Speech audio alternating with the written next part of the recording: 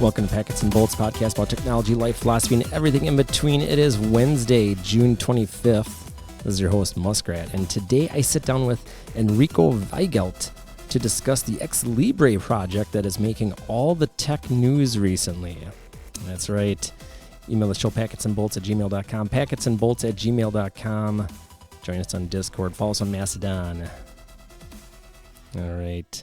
Yes, it's been a while. We were supposed to have a recording a couple weeks ago, but I was sick. And now, but it's good because we can anticipate hearing from Enrico about the project. We're going to get right into it in just a second here. But this piqued my interest, and hopefully, at least by some of the emails I've gotten, I think it's piqued some of your interest as well, at least the tech portion of this audience. So let's get right into this interview with Enrico Weigelt. All right. Thank you, Enrico Weigelt, for joining the show. I wanted to talk to you about your recent project with the XLibre. Hope everything is going well over there. Yeah, thanks for inviting me. You've caused some waves by forking the X11 project. Yeah, several waves. I think I'm not entirely sure where the waves actually are coming from. I think many people are complaining about my alleged anti-DEI statements, which aren't anti at all. The thing is, I'm just saying I don't care about this stuff. So non-DEI would be the better explanation.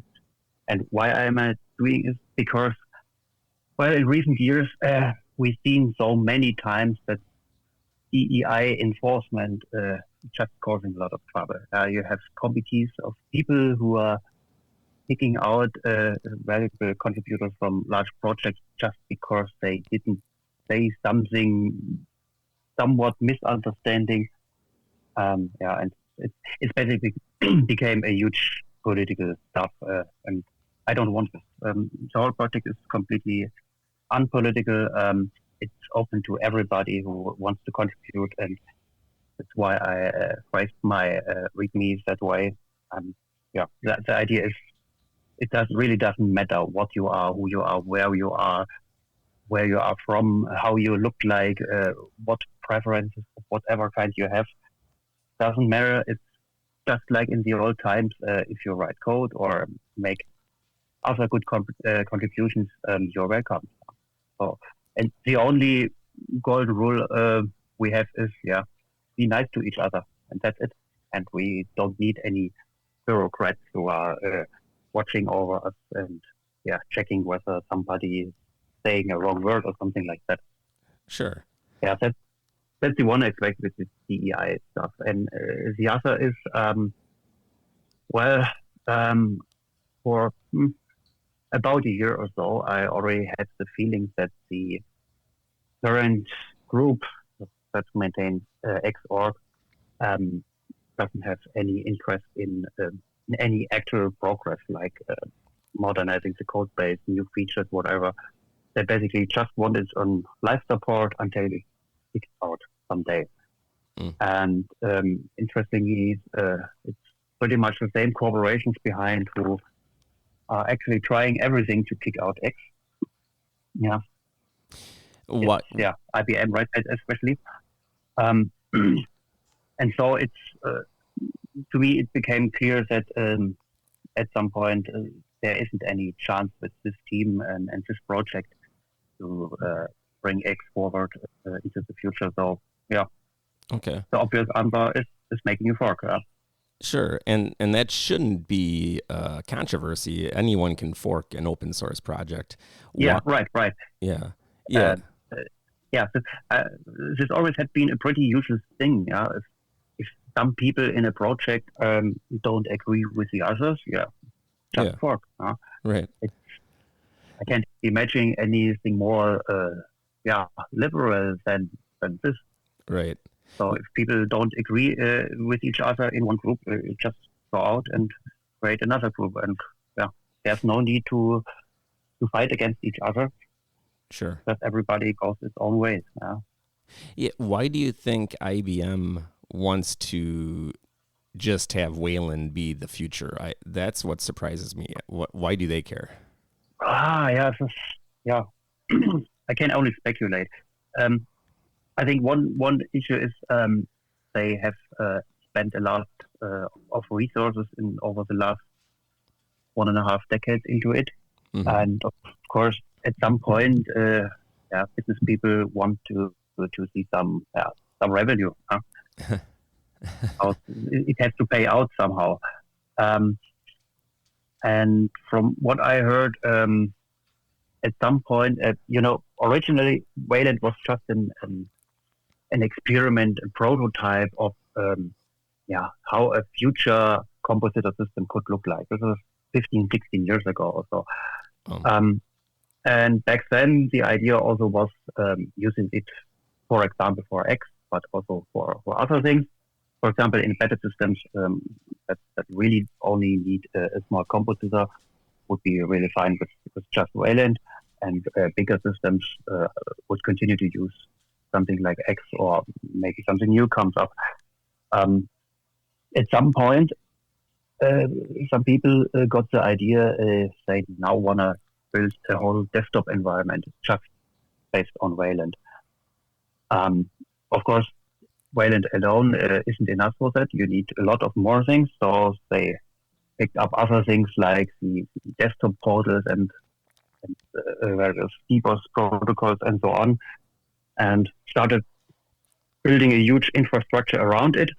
And finally had to see that things aren't that simple, because we have lots of existing software out there which needs to be ported for this new thing.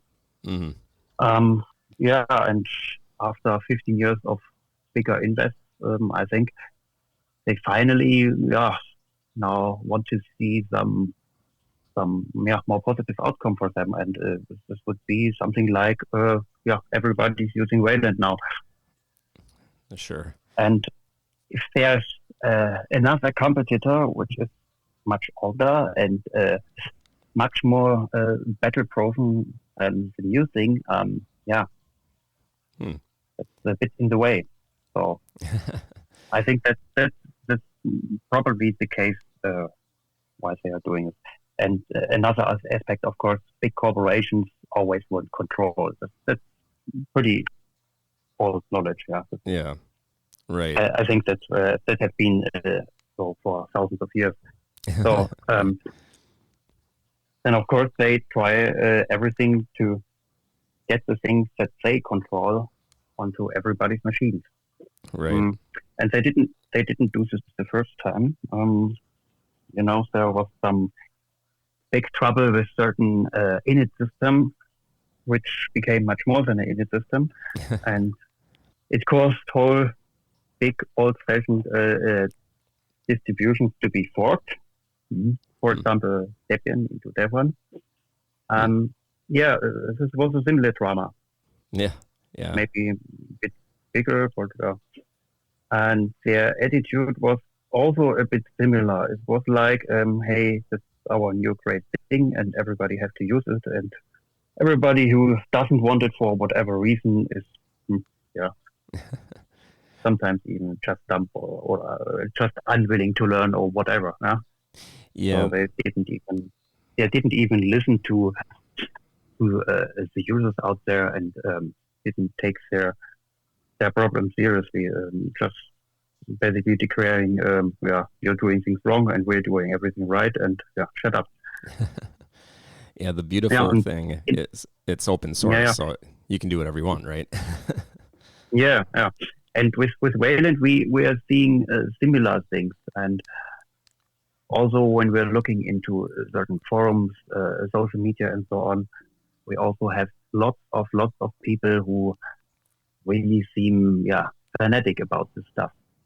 Whether it's systemd or it's Wayland, they're defending it quite fanatically and don't even listen to other people who have other requirements. Sure. Yeah, and I think that's not good for open source. That's not what open source is supposed to be. Right. It's made for people who have special requirements, want to customize, want to do things their own ways. Yeah, and it seems some big corporations are trying to turn that back.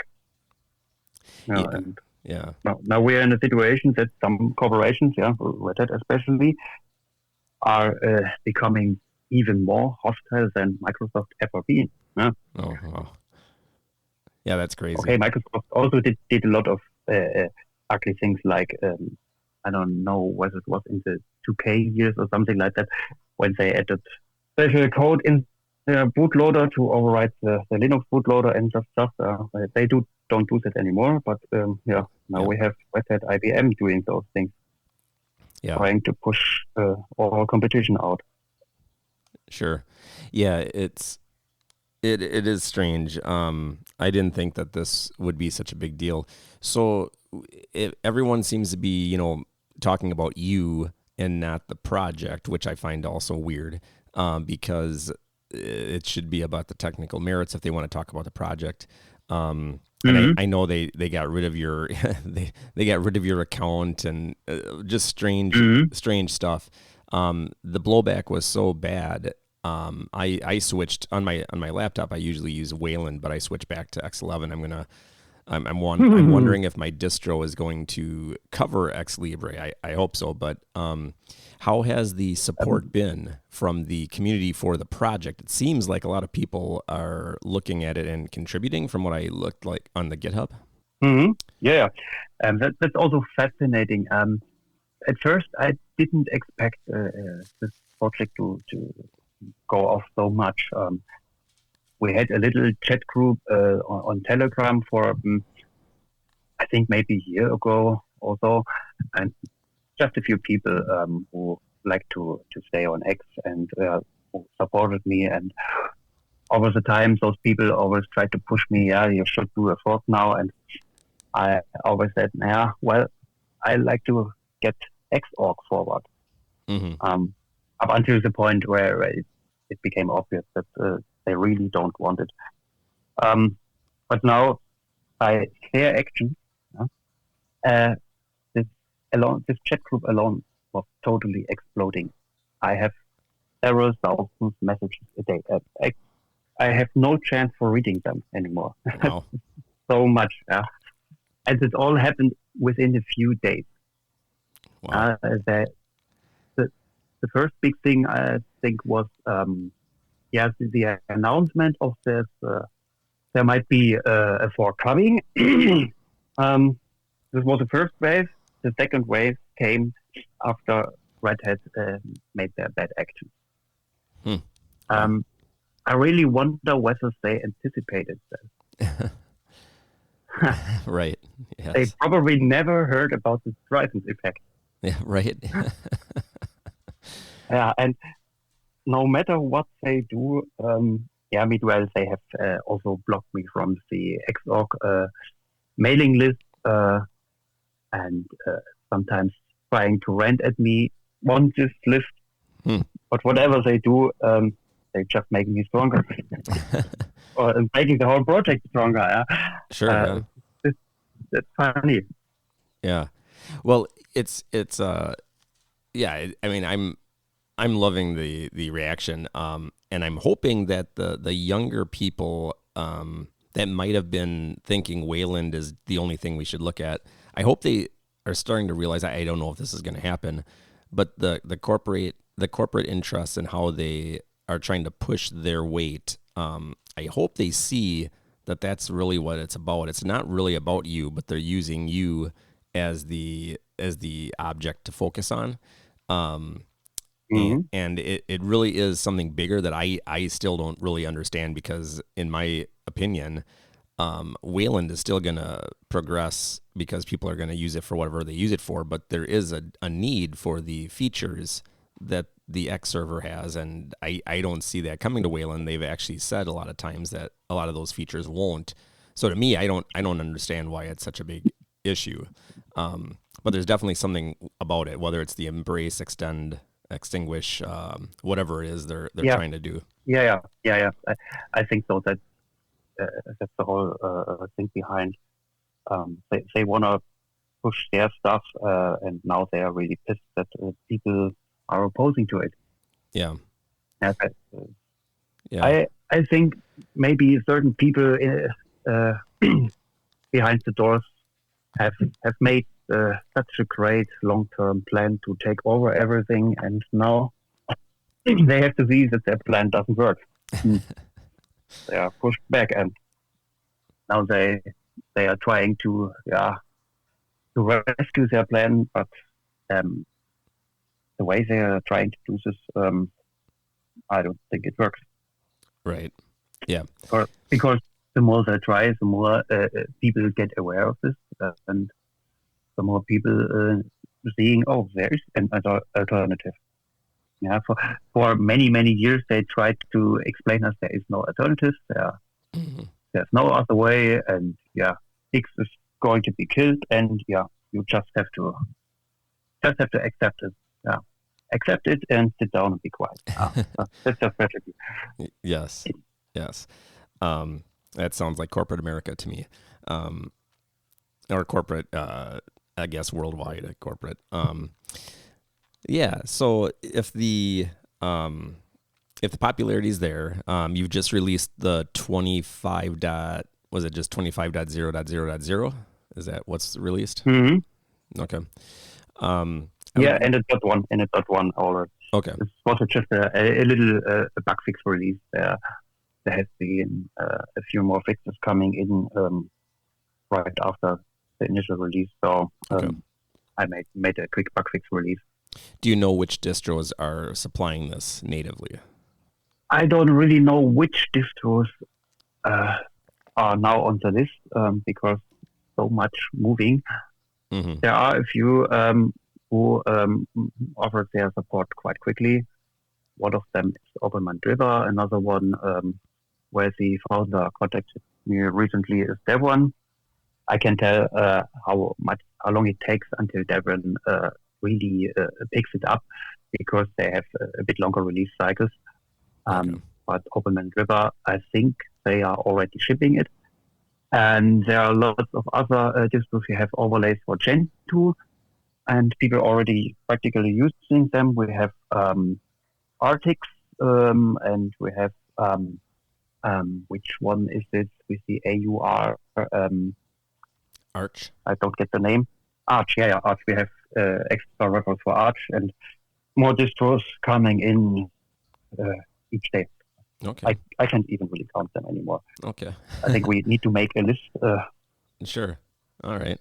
Well, that's good news. If we have enough time, making packages for other distros. Well, maybe even for Red Hat. Oh, okay. If some capable Red Hat package maintainer out there listening to the show here, feel free to submit RPM.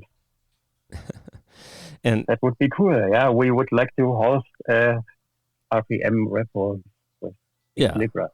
Yeah, that would be amazing. And like you said, anyone can contribute. How about someone like me? I haven't programmed C or C++ in 20 years. Would I be able? I think this is a pretty complicated project, right? How much experience do you need in coding? First of all, it's not just about code. There are so many things you can have with. One thing that amazed me also in the first days, I got a lot of pull requests with just little typo fixes. Yeah, people going through the README and through other text files and looking for typos and sending me merge requests to fix all these little tiny things. Yeah, it's amazing. Yeah, I never seen this in any other software project where people sit down and care for such things. Yeah, that's great. Okay. So we also have proofreading teams out there. If I ever attempt to write a book one day, I thought about it many years ago. We already have a team for that, for proofreading. Awesome. It's amazing. Yeah. And another thing is documentation. We are lacking documentation even for simple things like building the whole server and driver. It's not very hard, but people who are into this matter would like to have some documentation, and we still have to do it. In general, it's not very different from Xorg. It's pretty much the same. Okay. But yeah, it's also something that somebody needs to do, and yeah, you want to do it, be my guest. All right. Yeah, and when you really want to get into the coding, yeah, the code base isn't very trivial. Yeah, it has a lot of technical depth. It has lots of strange concepts. But well, I think the best way to start, if you really enjoy it, look at the code, look at something you might want to change or might want to improve, try to understand it, and then something you are working on, and let's talk about it. So, one of my goals with this project also is trying to create an environment for self-learning, where everybody can learn from each other.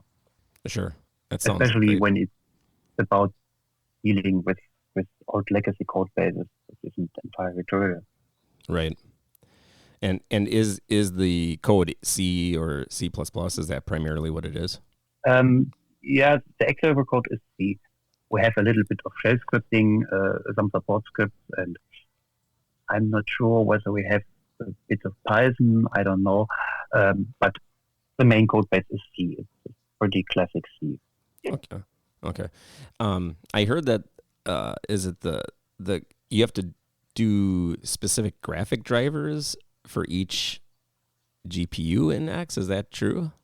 Yeah, for several vendors or CPU series, and not even actually GPUs, but also old graphic cards.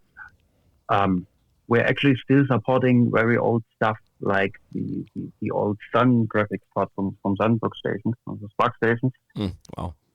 We are currently lacking actual testing.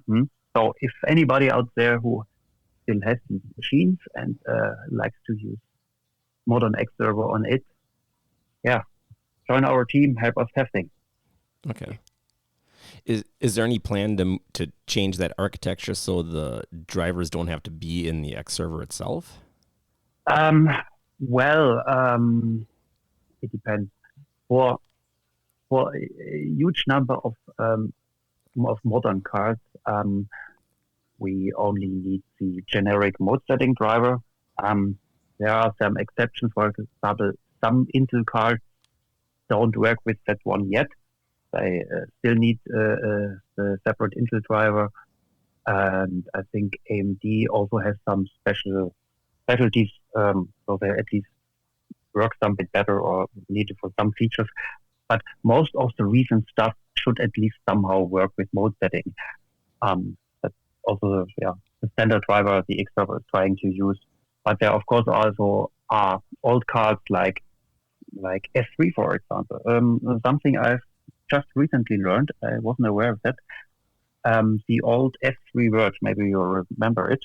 I don't think anybody can really buy at least not a new S3 Verge card anymore, and I haven't seen one in decades. But lots of server main boards are using these chips. Oh wow, didn't know that. Yeah, Wow. yeah. That's, I think this is maybe they somehow bought off the IP pretty cheap and now using it for server boards where they don't need any good graphics, just something for the controller. Right. Yeah, and that's the reason why we still have to support this old S3 stuff, and also lots of others. I think even old NVIDIA clones. I have heard of some server board having a Riva TNT. Oh wow. That was my first real TPU back in the 90s. Yeah. I couldn't practically use them because back then there was only a proprietary NVIDIA X server, which recently crashed. It hard locked out.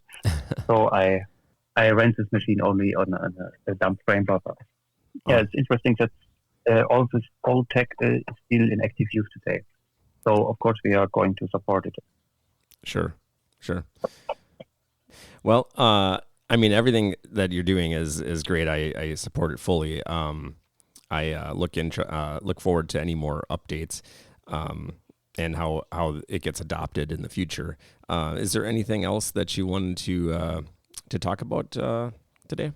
Yeah, a lot, but I don't know how much time we have, and maybe because some people are asking for a roadmap for the future, we haven't managed to actually write down one yet. But I have a lot of plans for the future.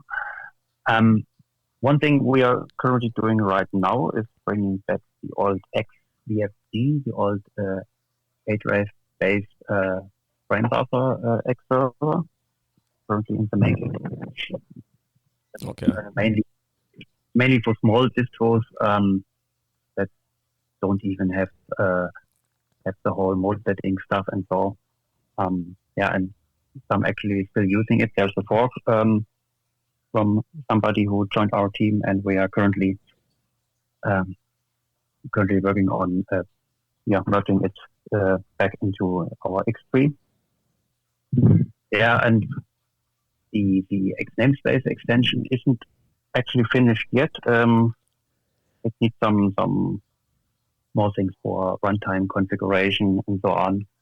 And there's actually a strategy behind it. One of my goals, one of the things I want to do in the future is building a mobile OS purely based on GNU Linux and the whole stack we are knowing from the desktop. And for that, we also need some kind of sandboxing containerization. A few years ago, I made a little prototype for the whole app deployment, provisioning, management stuff, which works by simple plain distros. So you can practically use any software that's already in the distros. What's lacking here is the containerization. This tool already uses containers, but the problem still is malicious clients could do something evil on your desktop. So we want to prevent this, and that's why I invented the X namespace extension. What's missing here for now is the runtime configuration, so that you can create and destroy and reconfigure namespaces anytime. One of the things that will be coming probably in the next releases. But that's not all. We are also working on picking up the old Cinerama. You maybe heard of it? It sounds familiar.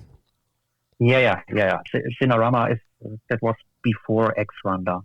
That's the logic where you can put several separated X displays into one. We are going to rework it and modernize it, and also support things like outblocking. And we are also going to, not sure what the exact direction will be, but we want to bring like something like DMX. You heard of DMX? Mm-hmm, yep. Distributed multi-head X, yeah. And the main goal of this is driving huge monitor walls, because that's something which is very needed in some industries. Right now, so people have to use a very expensive special graphics card, which has 4, 6, 8 dedicated ports, and maybe even use splitters and so on. And what we like to achieve is that this all can be done by cheap commodity hardware, and this all can be hard plugged. So, for example, if you have to extend the screen or something like that, add another box, plug it, and a little bit of reconfiguration, and here you are. It's bigger. Wow. And another, but that's a really huge task is remote GL. Oh, sure. Yeah, we have the old GLX extension, which is a very old version of OpenGL.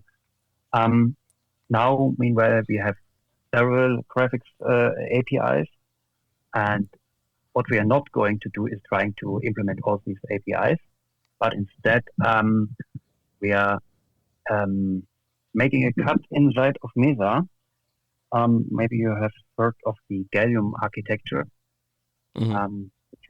which is a layered approach where the upper side, the application facing side, the various APIs are creating a kind of internal for the real machines is made, and which are driving the actual GPUs.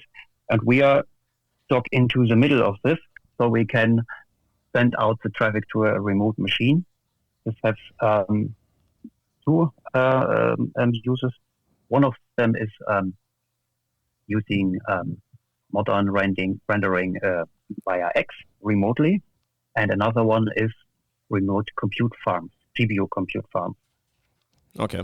Yeah. So, for example, you have a local application, and you need some huge amount of GPU power somewhere in the cloud.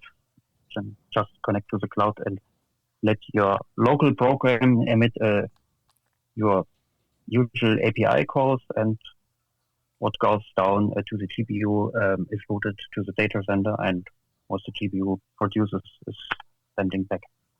Yeah.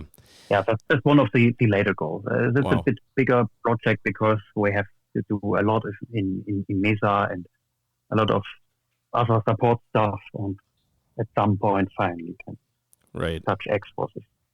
Yeah. Wow. Yeah. It sounds like you've got a whole roadmap planned out here, multi-year. Yeah, so it's still in a matter of discussion whether it makes sense or not.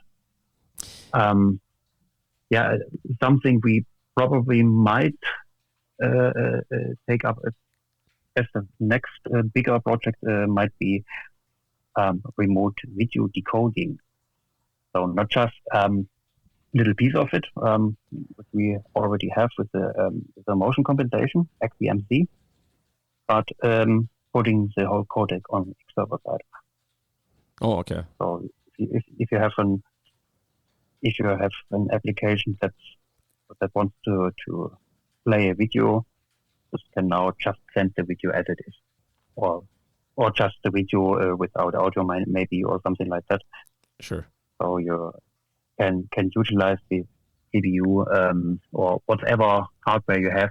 For example, in embedded systems, they often have hardware decoders for H.264 and so on. Mm-hmm. So can be used remotely.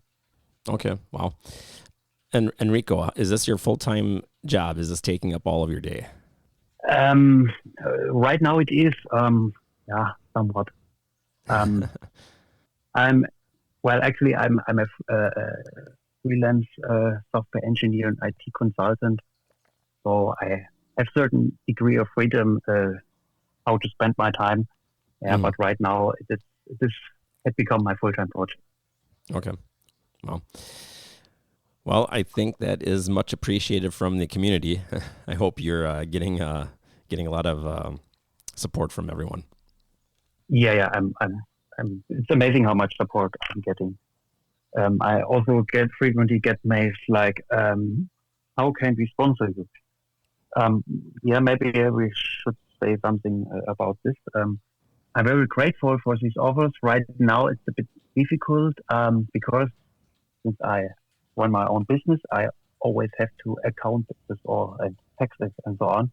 So if, let's say, 1,000 people sending me $5, this is really great, but unfortunately causes a lot of work just for the bookkeeping.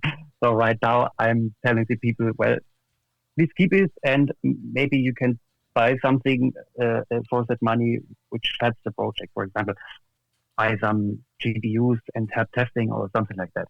Oh, okay.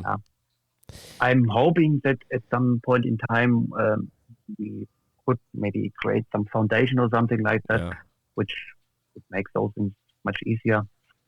But we are not there yet.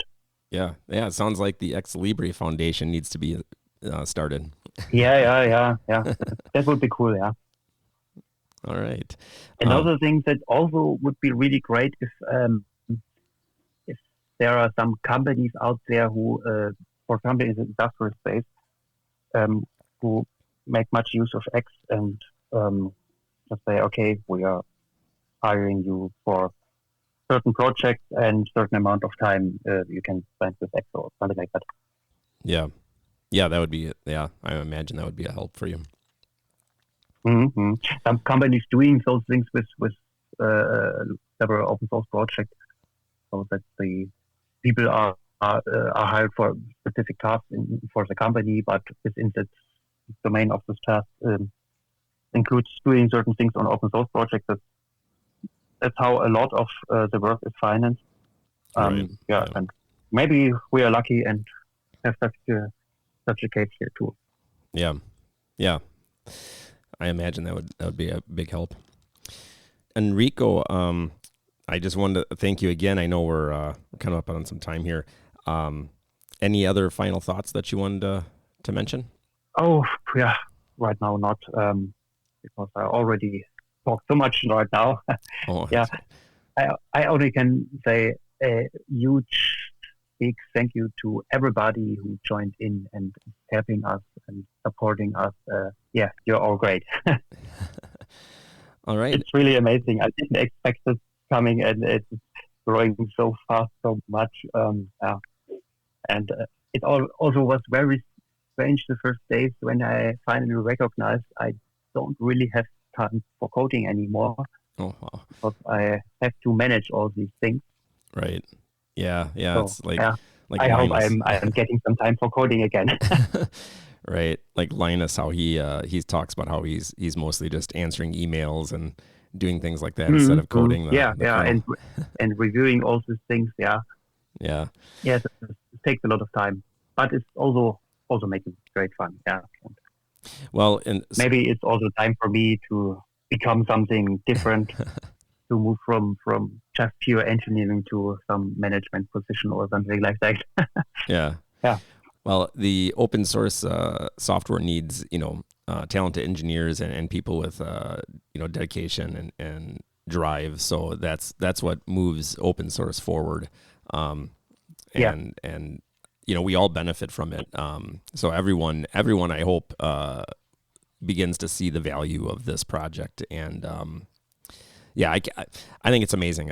So thank you for starting the project, the fork, and thank you for taking time to come on the show. Yeah, and thank you for the interview. Right. Enrico Weigelt, have a good day. Thank you. Yeah, thanks. Have a nice day. All right, that is the show today. By the judge of those chimes, of course. Hopefully, it's given everyone food for thought. Open source is open source, and that comes with freedom and responsibility.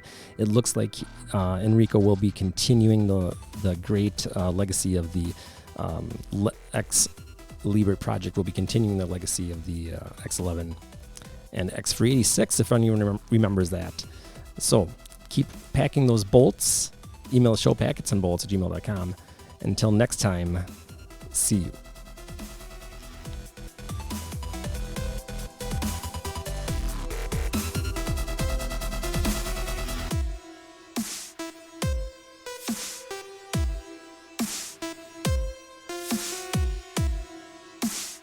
Real goat.